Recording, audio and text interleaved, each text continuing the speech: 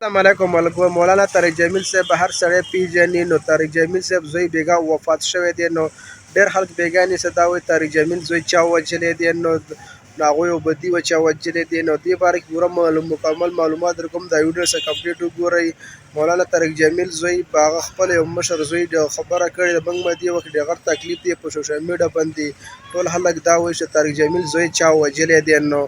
ماته نو پکار موږ د غټ دوپر رسېدلی دی نو زه دې وخت کې د سخت تکلیف وخت کې زه تاسو ته یو ویډیو اپلوډ کوم نو د زما ورور چا وژلی دی نو دا ټول دروغ دي نو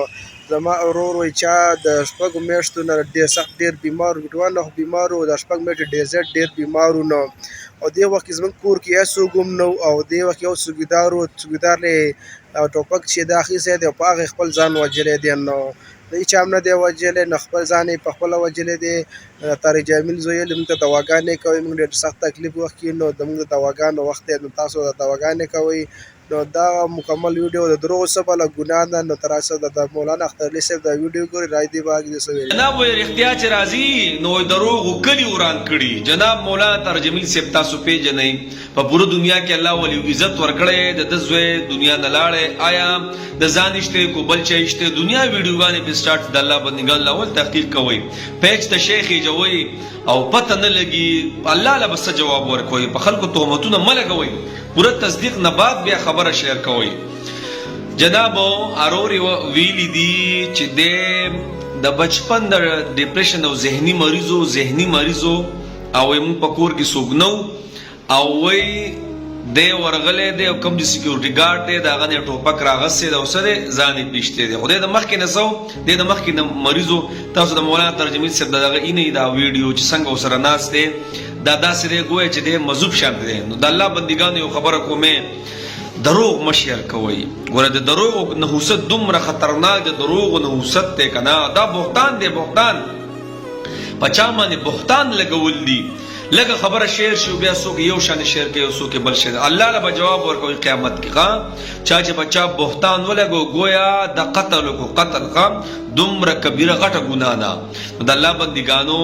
چې څنګه کار کیږي لک تحقیق کوي دا غي مطابق بیا کار کوي دوه درې ویډیوګان را لرالي او دا دې چې مولانا طارق جمیل صاحب ځان وشتو یو تحقیق ترسي دا غي نه پس بیا کار کوي زمون په د معاشره کې دا سي چې کس خبرو کی او چا خبريږي کنه یقین په الله او کا چې دا کپړین تیستی بیا چې په اخر کې وګوره قشان خبره نه نو ګوره تحقیق د ځان رسول دا بهتان دی او دروغ دی د دروغ دومره نوست ته کو چرته نبی اسلام فرمای زما امتی هر ګناه کولای شي خو دروغ نشي ویلې دروغجن سړی نه کو چرته د دې دروغ بدبو وین لا ټول کائنات نه ټول انسانيت په دې دروغ د وجه نه څه شوی دنیا نه تلې نو د الله بندګانو پیجونم ساس کړی دي د خبره تحقیق نه کوي حل مراغسه دا واغه جناب د خپل ځانشته دي سیدا د ذهني مریضو د ور کوټوالینا او څوک نو پکور کې او د ورغله د ګارد نه ټوپک راغسته وشته دي او الله له جواب ورکوي تاسو ښکارې نه خو پیج او کلنګو کې یو بٹن وکړو بس پوسټ شیر کړئ او د چا د عزت او ذلت او خیال نه ساتئ چې بچا بس مصور پورې کړه او سم بس ویشتل بتاسو خو پټي او یاد ساتي الله په دې خبرو کې مبتلا کوي احادیث مبارکو کې راځي څوک چا بس خبرې کوي دروغ بس وایي تر وخت پورې بوله مرګ ناراضي تر څو ورځې په دې حادثاتو کې او په مرز او په خبره کې دې مبتلا شوی نه نو برای مهرباني دا بعض خبرې مشر کوي د کبیره ګناه ده بغیر تحقیق یو خبره مکوئ په هر ځای کې کو تاسو په محفلونو کې کو پکور کې